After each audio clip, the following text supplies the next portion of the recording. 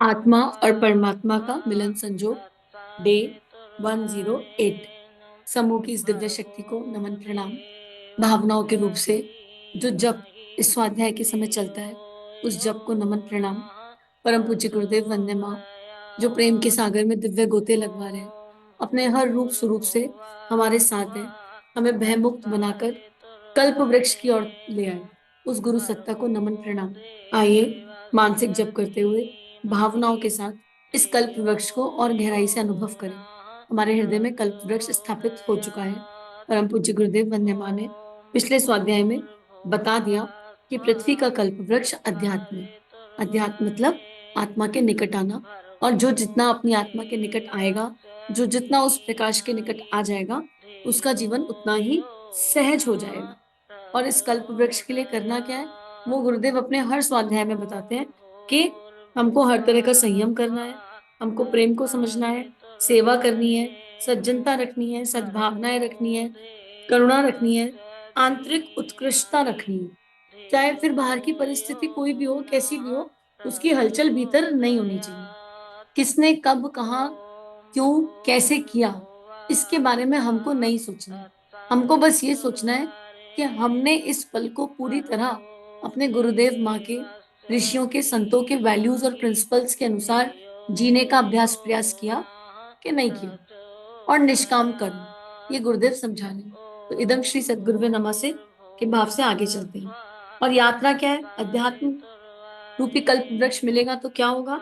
पुरुष को पुरुषोत्तम, आत्मा को परमात्मा, नर को नारायण और लघु को महान बनाने की विद्या की प्राप्ति हो जाएगी। और यही गुरुदेव हम सबसे अपेक्षा रखते हैं कि हम सब अपने छोटे से क्षुद्र मैं से विराट मैं की ओर चले। एक मैं जो मेरा तेरा करता है, वो बकरे वाला मैं, और एक मैं जो कहता है अहम ब्रह्मास्मिन् सोहम तत्वमसि। हमें गुरुदेव उस मैं की यात्रा कराना चाहते हैं, और उसके लिए गुरुदेव हमें अलग अलग रास्ते बता रहे हैं, अलग अलग मार्ग बता रहे हैं। और इस मैं को पाने में जो बीच में बाधा है, विराट मैं को पाने की जो सबसे बड़ी बाधा है, वो है भय। और हर भय के जड़ में मोह, आसक्ति और मृत्यु है। उससे बाहर निकालो गुरुदेव ने। अब आगे गुरुदेव इसमें लिख रहे हैं, महापुरुष स्वयं धन्य बनते हैं और चंदन वृक्ष की तरह अपनी सुगंध से समीपवर्ती सारे वातावरण को सुगंधित कर देते हैं। दीपक की तरह वे स्वयं प्रकाशमान होते हैं और अपने समीपवर्ती क्षेत्र का अंधकार दूर कर वहां दूसरों की आंखें सार्थक बनाने वाली रोशनी उत्पन्न करते हैं। बड़प्पन की इच्छा ओछे व्यक्ति करते हैं, और जिनका दृष्टिकोण विशाल है, उन्हें महापुरुष बनने की आकांक्षा रहती है।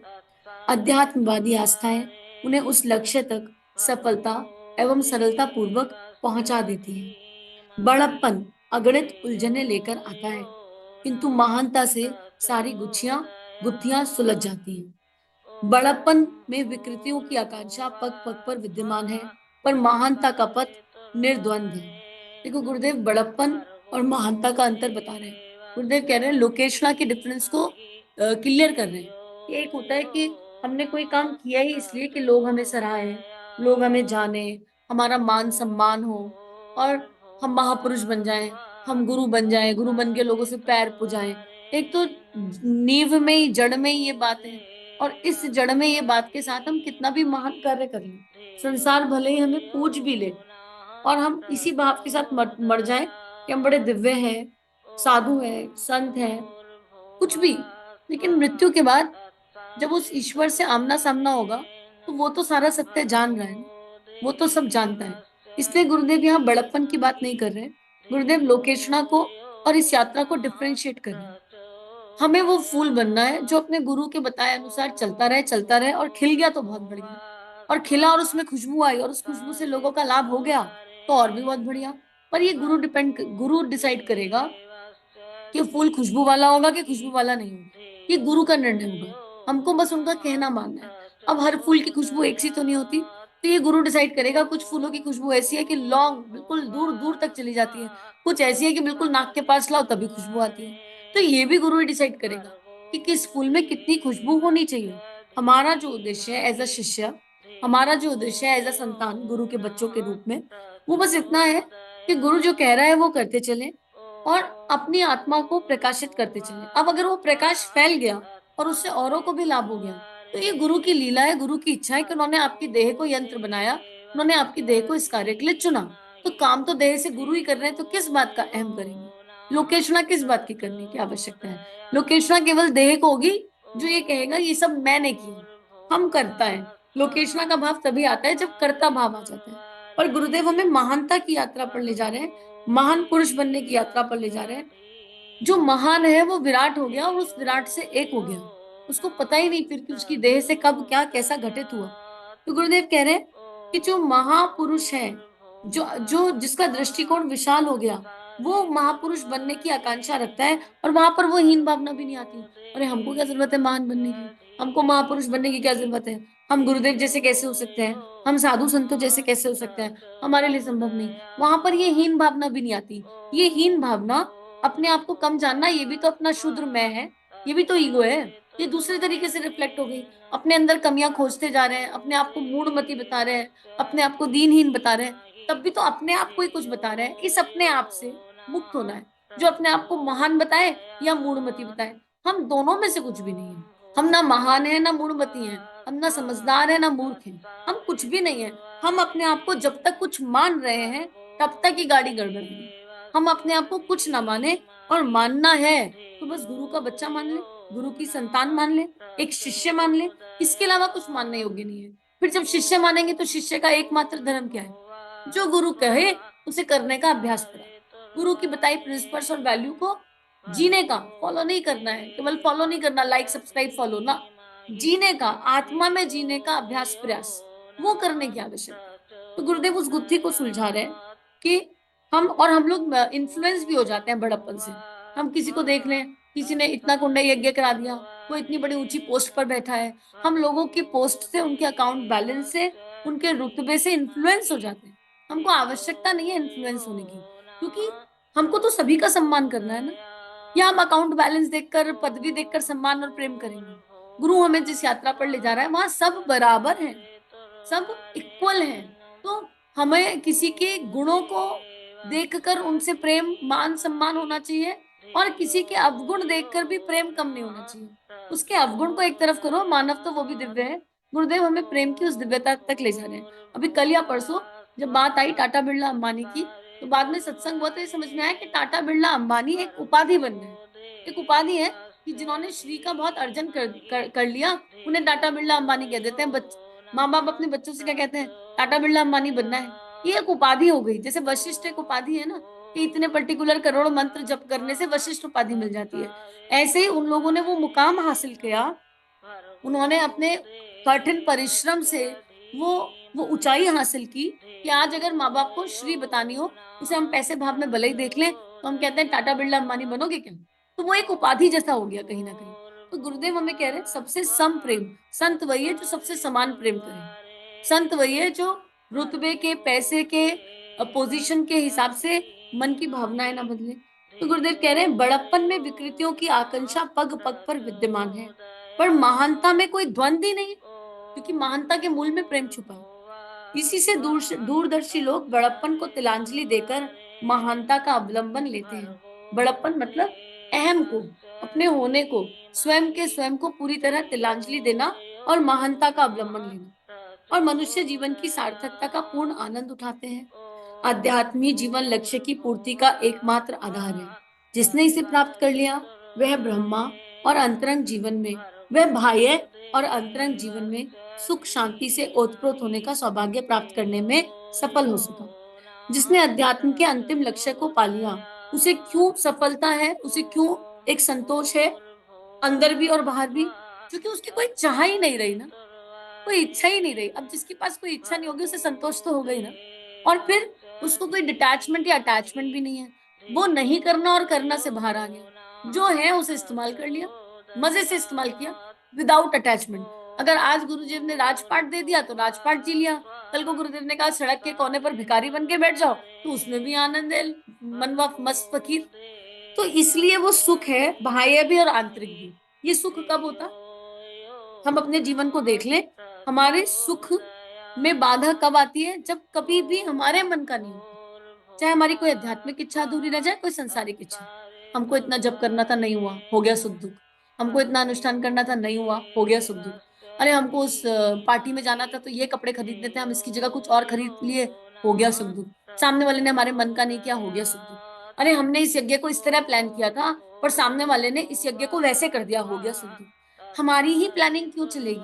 चाहे वो आध्यात्मिक हो, वो चाहे वो संसारिक हो, हमें कर्तव्य कर्म पूरा करना है। लेकिन इसका मतलब नहीं है कि चीज जैसे एग्जीक्यूट हो गई उस पर क्वेश्चन मार्क लगे। हमको ये विश्वास रखना है कि हर चीज परमात्मा की इच्छा के अनुसार एग्जीक्यूट हो रही है। मान लो मुझे किसी धार्मिक बड़े आयोजन की जिम्मेदारी दे दी जाए, मैंने उस आयोजन को के लिए सारी प्लानिंग करी, परफेक्ट प्लानिंग करी अपनी तरफ से, लेकिन जब आयोजन एग्जीक्यूट हुआ तो बिल्कुल प्लानिंग के अनुरूप नहीं हुआ, अब मैं लोगों को दोष देने लगूं उसमें, तो ये मेरी मूर्खता है। क्योंकि I was just an instrument, मेरा काम था प्लानिंग करना, उतना किया। मेरा काम था उसको अच्छे से जीने का प्रयास करना, उतना किया। परिणाम तो मेरे हाथ में नहीं था। प्लानर तो असल में कोई और था, किसी ने वो काम दिया था। अब जब किसी ने वो काम दिया, उस काम को एग्जीक्यूट करते हुए हम कर्ता बन गए तो हमको प्रॉब्लम हो गई। फिर हम लोगों से क्या कहने लग रहे, तुमने गुरुजी का काम ठीक से नहीं किया। अरे वो भी तो गुरुजी का बच्चा है। हम कौन होते हैं ये कहने वाले? गुरुजी ने ये काम ऐसे ऐसे करने के लिए कहा था तो ये ऐसे ऐसे ही होना चाहिए था। हो सकता है गुरुजी ने उसको जाकर दूसरे तरीके से कह दिया वही काम करने के लिए। कृष्ण करते हैं ना लीला, एक को कुछ और दूसरे को कुछ बताते हैं।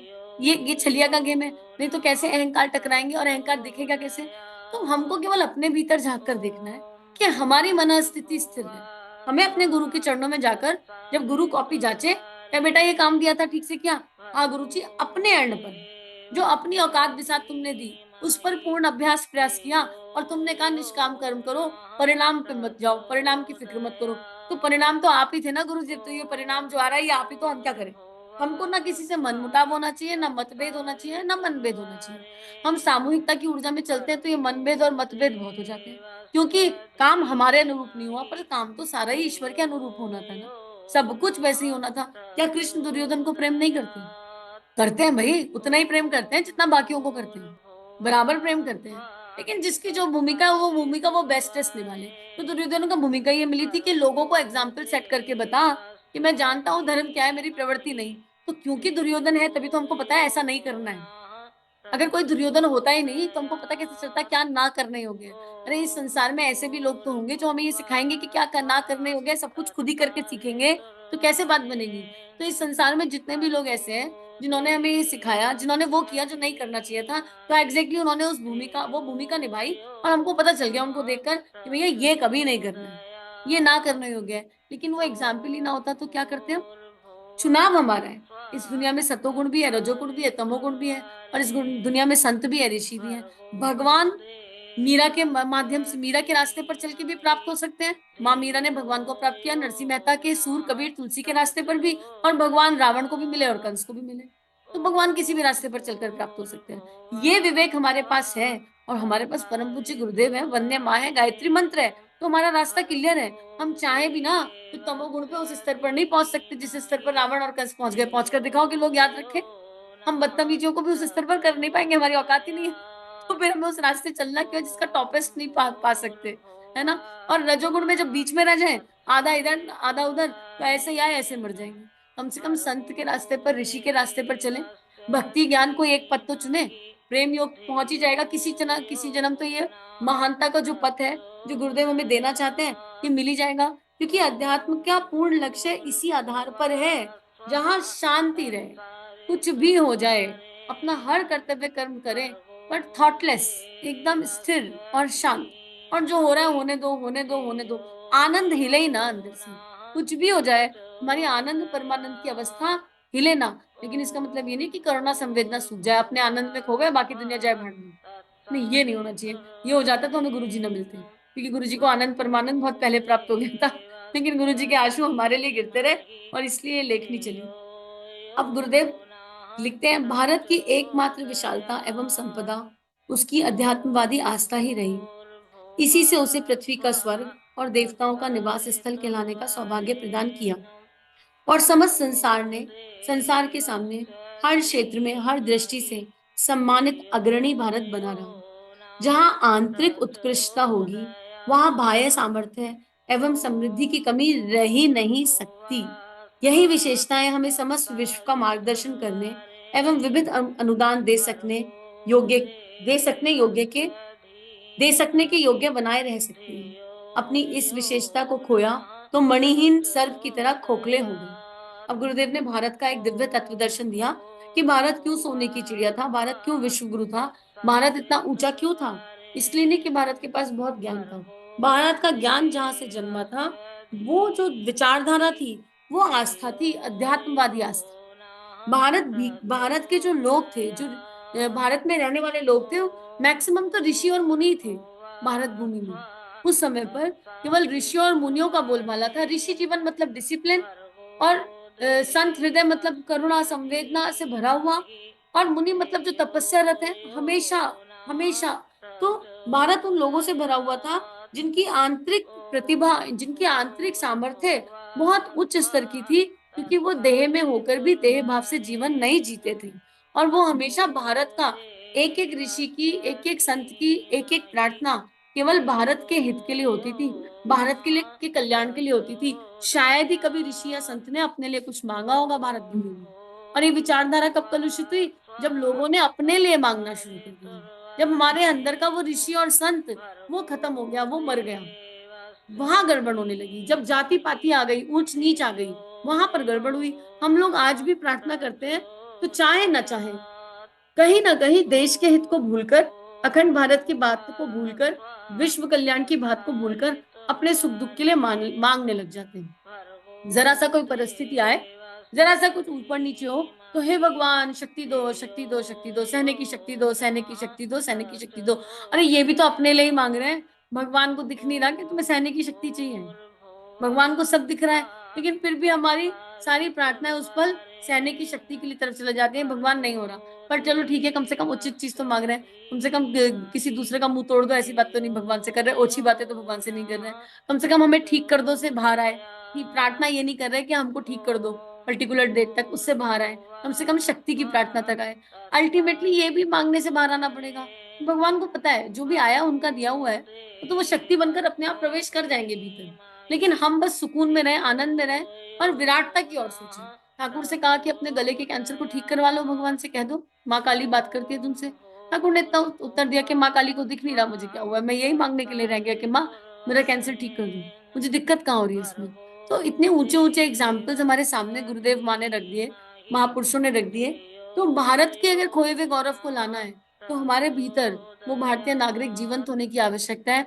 हमारे भीतर वो भारत जीवंत होने की आवश्यकता है। हमारे भीतर वो ऋषि तत्व, वो संत हृदय जीवंत होने की आवश्यकता है। और हमें वो भारतीय नागरिक बनना है कि हम भारत के गौरव को वापस ला सकें। अब हम ये कह दें अगर हमारे करने से क्या होगा, होगा करके देख लीजिए। एक संकल्प ले लीजिए कि पूरा जीवन इसी आधार पर जिएंगे।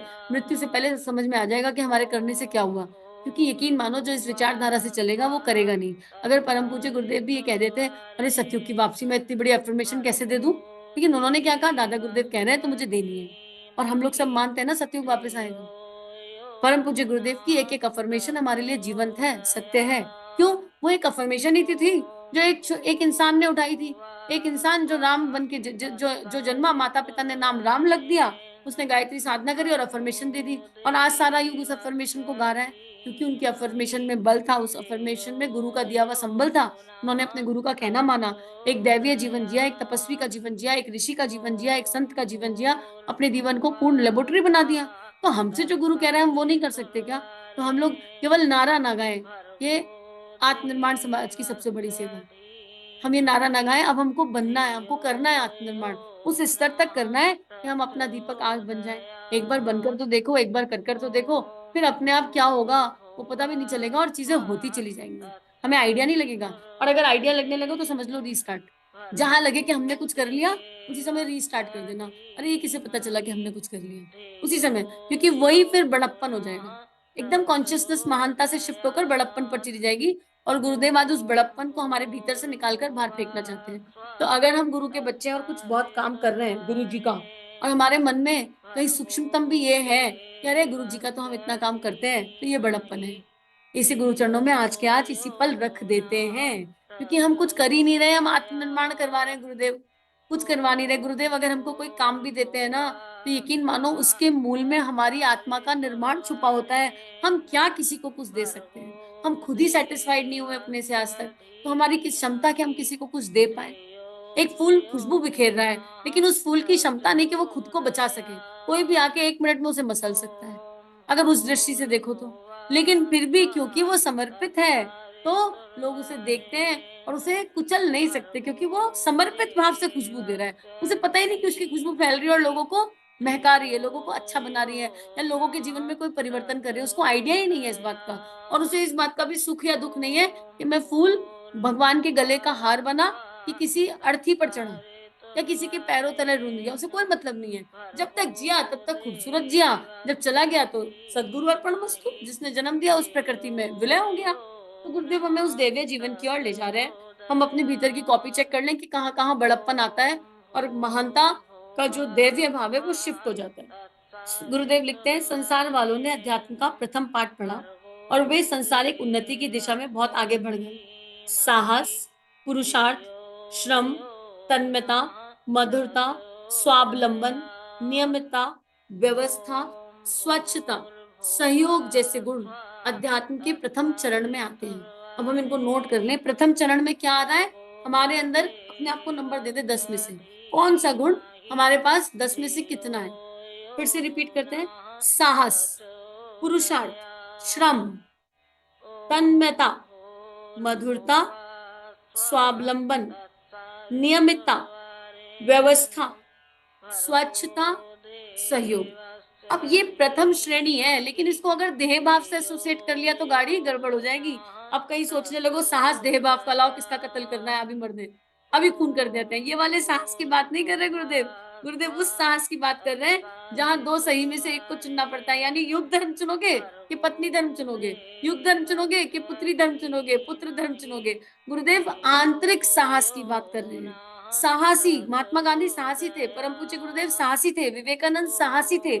तो जब ये गुण हम चिंतन कर रहे हैं इन गुणों का, तो हम आत्म भाव में स्थित होकर इन गुणों का चिंतन करें। देह भाव से किसी का खून करना, डाके डालना, ये भी साहस से होता है भैया, इसमें भी बहुत साहस लगता है। आतंकवादी बनना, इसमें भी बहुत साहस लगता है।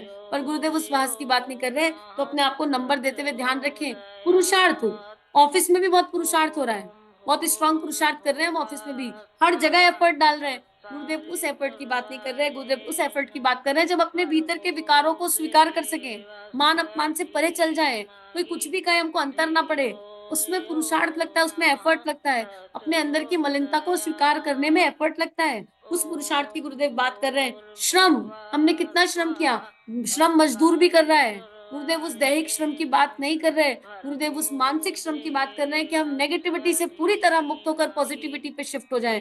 हम नकारात्मक भावनाओं से, नकारात्मक चिंतन से पूरी तरह श्रम करके मुक्त हों और दैवीय चिंतन में लगे, और हमारा श्रम हमारे गुरु की दी हुई भावना और विचारणाओं के आधार पर हो।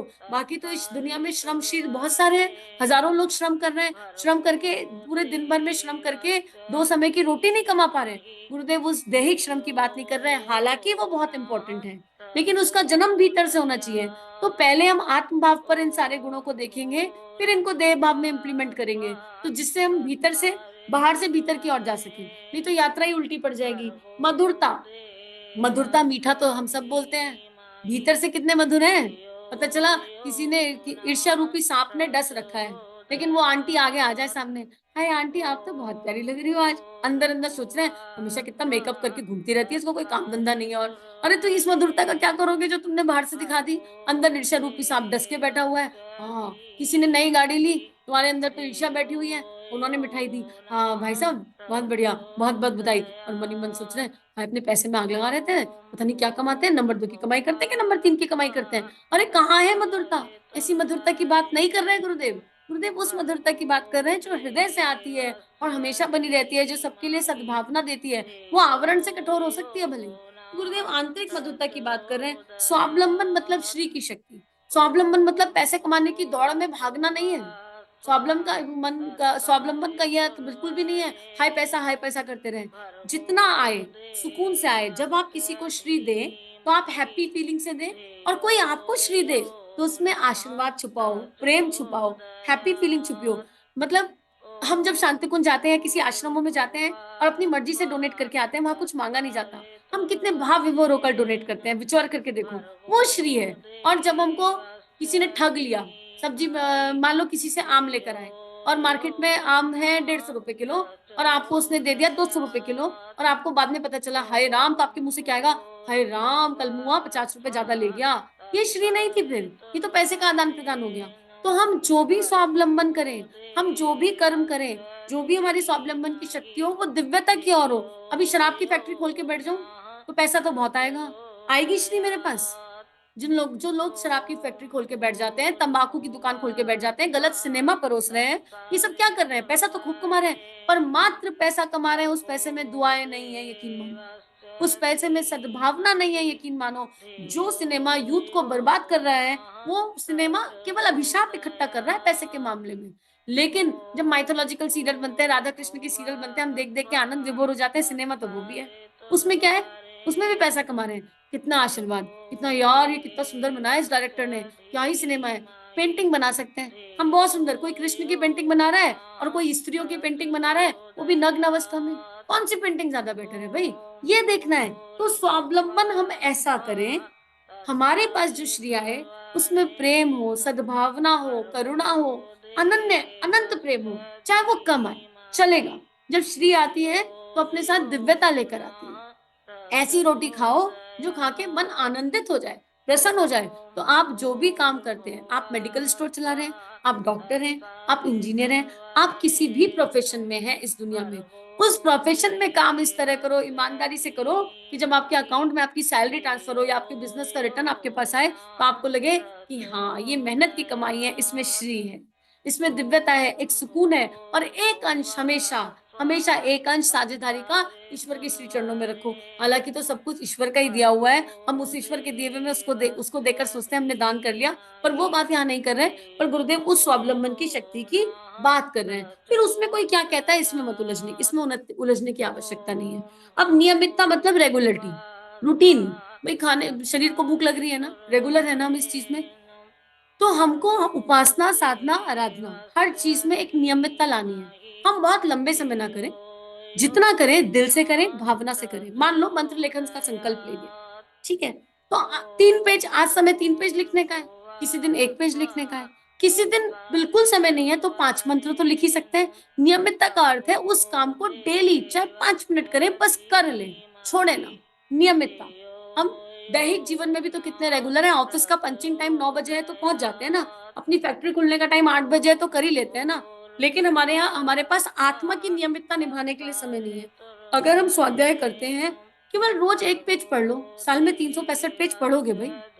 हम सोचते हैं 1 पेज पढ़ने से क्या हो जाएगा, वो 1 पेज भी हमको कंट्रीब्यूट करेगा, बहुत कंट्रीब्यूट करेगा, क्योंकि साल में 365 पेज पढ़ लिए भाई। रोज 5 मिनट का स्वाध्याय स्वाध्याय सुन लो कहीं से भी, पूरे साल में कितना सुन लोगे? कुछ तो अंदर ही जा रहा है। तो नियमितता मतलब अपनी आत्मा के लिए, अपनी विचारणाओं के लिए और देह के लिए जो भी करें, वो छोटा करें, ज्यादा करें या कम करें, पूरे भाव से, पूरी श्रद्धा से, पर रेगुलरिटी के साथ करें, ताकि वो संस्कार और आदत में कन्वर्ट हो जाए, वो संस्कार बन जाए और आदत में कन्वर्ट हो जाए। तो गुरुदेव उसी की बात कर रहे हैं, व्यवस्था, अपने हृदय रूपी मन मंदिर की उचित व्यवस्था। इस हृदय में प्रेम, करुणा, संवेदना के अलावा कोई भाव विचार जन्मे ना, ऐसी व्यवस्था।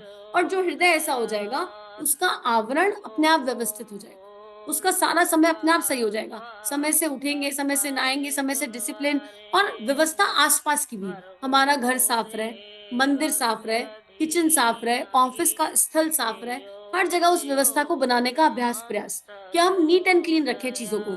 जैसे हम खुद को, अपनी देह को नीट एंड क्लीन रखना चाहते हैं, ऐसी अपनी भावना, विचारना और अपने आसपास के वातावरण। और फिर ये घर तक सीमित ना हो, हमारी सड़कें, हमारा देश, हमारा समाज सब व्यवस्थित हो। जहां जहां हम ऑर्गेनाइज कर सकते हैं, वहां वहां व्यवस्था और स्वच्छता को बनाए रखें। और सहयोग के बिना जीवन नहीं है। अगर आज हम खुश हैं, आज हम हैप्पी फील कर रहे हैं, तो इसमें हमारे सफाई वाले भैया, न्यूज़पेपर वाले भैया, न्यूज़पेपर डालने वाले भैया, दूध वाले भैया, सब्जी वाले भैया, ये इतने सारे भैया लोगों का सहयोग है। और अभी कैलकुलेट करने लगोगे तो बहुत सारे मिल जाएंगे, कोई पानी पहुंचा रहा है, कोई इलेक्ट्रिसिटी डिपार्टमेंट में है। तो मनुष्य है तो सहयोग के साथ ही जीवन है, बिना सहयोग के जीवन संभव नहीं है। अब ये देखें कि हम कितना कंट्रीब्यूट कर रहे हैं, क्या हम एक सहयोगी आत्मा है? क्या हम अपने आसपास के लोगों को भावनाओं से, विचारणाओं से, अपने कर्मों से सहयोग कर रहे हैं या नहीं कर रहे हैं? ये चेक कर लें। ऑफिस गए, अपना काम करना है, लेकिन आसपास एक हैप्पी एनवायरनमेंट रखना, क्या ये सहयोग नहीं है? इतना स्ट्रेस रहता है आजकल बिजनेस में, ऑफिस में। खुद भी हंसो, लोगों को भी हंसाओ, हर 1 घंटे में सबको उठाओ, चलो चलो स्माइल करेंगे स्माइल करेंगे, ये सही होगा। शुरू में तो लोग कहेंगे पागल हो क्या, लेकिन यकीन मानो 1 हफ्ते में उनको अच्छा लगने लगेगा और आपका सहयोग प्रेम के रूप में लौट कर आएगा। कहेंगे यार ये बहुत मस्त मौला इंसान है यार, ये कैसा भी स्ट्रेस हो, हर 1 घंटे ड्यूटी है इसकी, सबको स्माइल कराता है। 1 मिनट, केवल कितना टाइम लगेगा, 1 मिनट। 1 मिनट तो स्मोकिंग ब्रेक पे 10 मिनट लग जाते हैं। ऑफिस में बड़ा कॉमन है चाय ब्रेक, स्मोकिंग ब्रेक, उसमें लग जाते हैं। फैक्ट्रीज में बड़ा कॉमन है। यही अपने घर में कर सकते हैं। हम एक सहयोगी आत्मा है कि नहीं, हम चेक कर लें। हमें अपने आसपास सहयोग की ऊर्जा भेजनी है। आपको लग रहा है आपके पास कोई रास्ता नहीं है, कोई बात नहीं, मदर अर्थ को गोदी में लेकर मुस्कुरा लो। मदर अर्थ के नाम पर 5 मिनट स्माइल की एनर्जी भेज दो।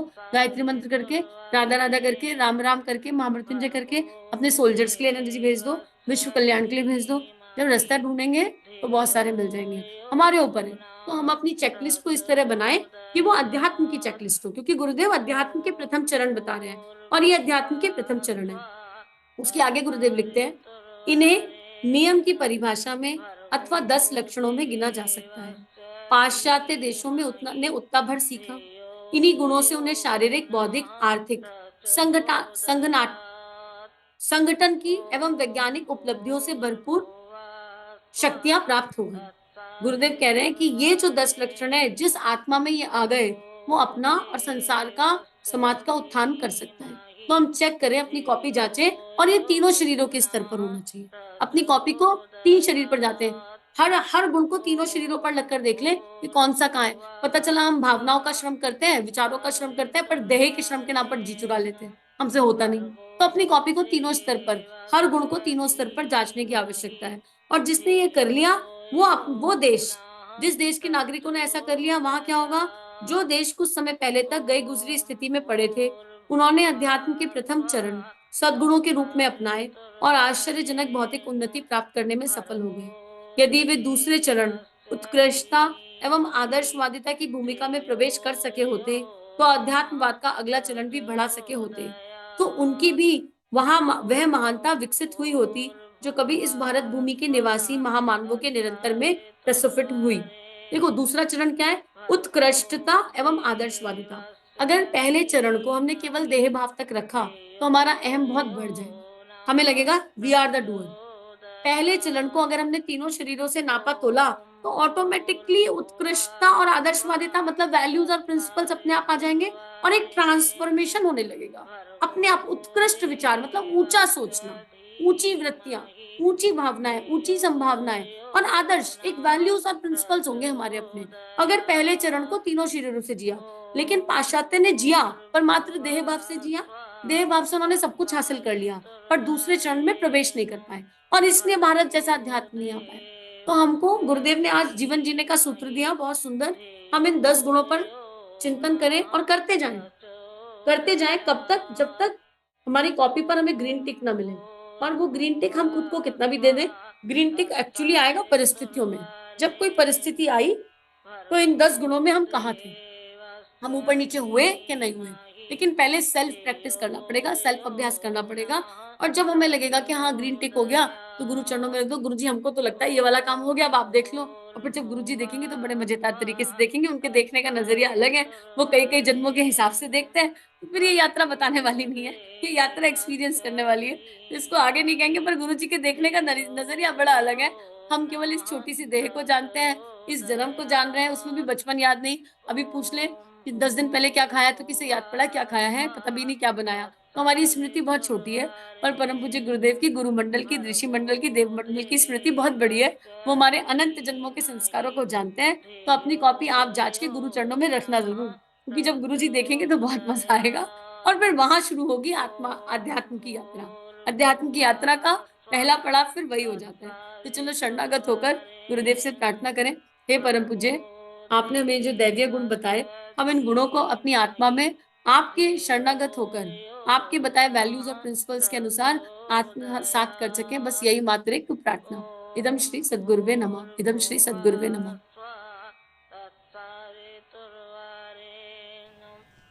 हमारे YouTube चैनल को सब्सक्राइब कीजिए और बेल आइकन पर क्लिक कीजिए ताकि आने वाली सभी वीडियो की नोटिफिकेशन आपको मिलती रहे। आप सभी को बहुत बहुत थैंक यू।